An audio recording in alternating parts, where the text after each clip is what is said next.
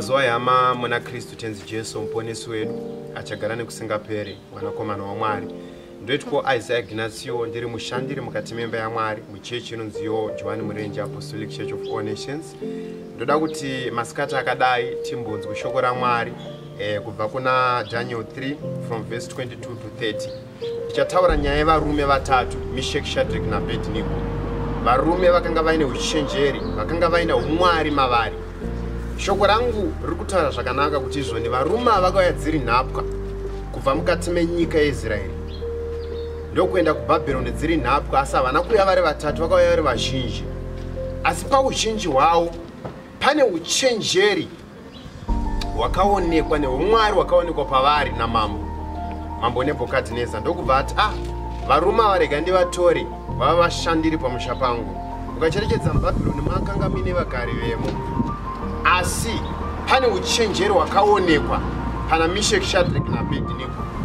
Wakaita izvo ndikuti vave vashandiri kunyika isiri yavo, vapiwa mapositions. Vauya vari nhapwa, asi kune mapositions ava kupiwa. Nyasha kana dzagara mauri hadzine nekwauri kubva, asi chiri mauri ndo chinotaura, ndo chinokuisa paposition. Right. Zvinonzi varume ava vatanga kunoshanda vari pamusha paNebhukadhineza. Vamwe vakanga vari varidzi veBhabhironi havana kufara kuti sei mapositions azopiwa vari kubva kumasho, vari kubva kune imwe nyika, vari kubva kuIsraeri. Vakanga vakamirira badzi nguva yekuti vatsvage mabvisiro varume ava. Toda kuti unyatsopanzwisisa kuti pane vasiri kufara newe neposition yauinayo, asi vane nguva yavakamirira. Kune vakanga vakamirira kuda kune izvezvo vari kubvunza kuti Mwari wako, vari kunyatsoona nezvaMwari wako waigara uchidaidza mazuva esaya nekuda kwesituation yecorona yatinayo nguva dzinodzi. Vhangeri rinonditaura zvakanaka neshoko raMwari panapa kuti pane nguva Nebhukadhineza yaanozogadzira chifananidzo, kuti chifananidzo ichi ndiye haamwari ngaanamatwe. But vanhu vese vakanga vari muBhabhironi vakawirirana mambo wavo nekuti yakanga iri tsika yavo yekunamata zvifananidzo.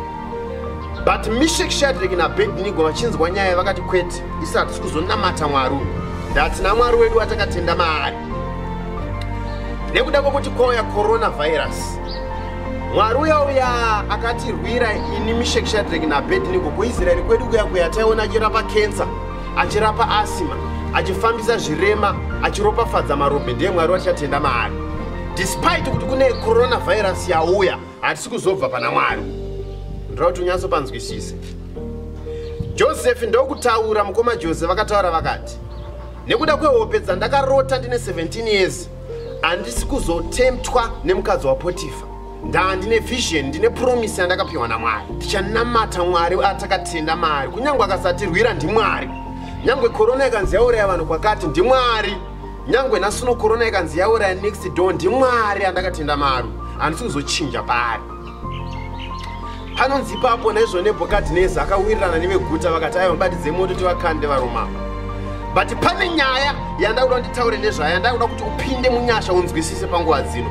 Moto wabatidzwa coronavirus. Mamwe marudzi ari kuti Mwari wenyu ari kupi? But ndopakuda kuchionekwa kutenda kwako manje. Ndopakuda kuchionekwa kuti unovimba here naMwari wako. Meshach, Shadrach naAbednego vakati kunyangwe moto wabatidzwa tiri kupindamo. Varume nyaya yemoto iri kutaurwa semoto wekufungidzira. Nebhukadhineza akatoita distance nekuda kweflame yaipisa pamoto, akati hapasvikika. But varume vanonzi vakapinda moto.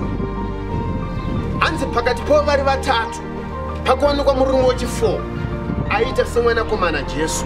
Zvikanzi pakati pevarume ava hakuna kana akatsva kana akavhunduka. Tiri kutaura nyaya yevanhu vataura kuti moto ngaauye. Apa ndo pauri kungotya nenyaya yechirwere chawanzwa kuti chiri kwaanhingi chisati chasvika kwauri. Tiri kutaura level of faith. Ndiko kutenda ndokunofadza Mwari.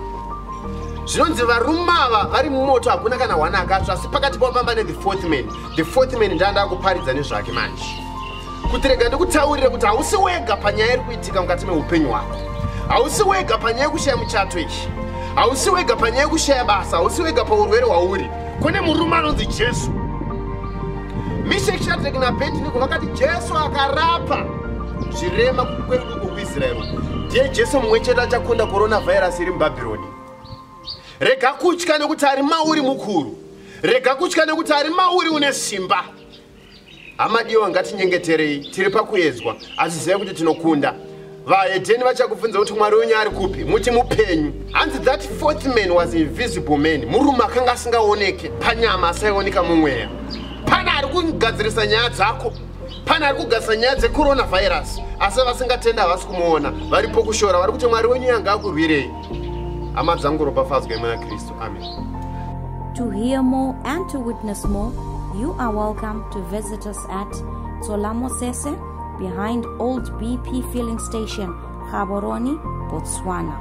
Or you can get in touch with us on our dedicated lines on +267 74 636 858 or +267 77 66 5925.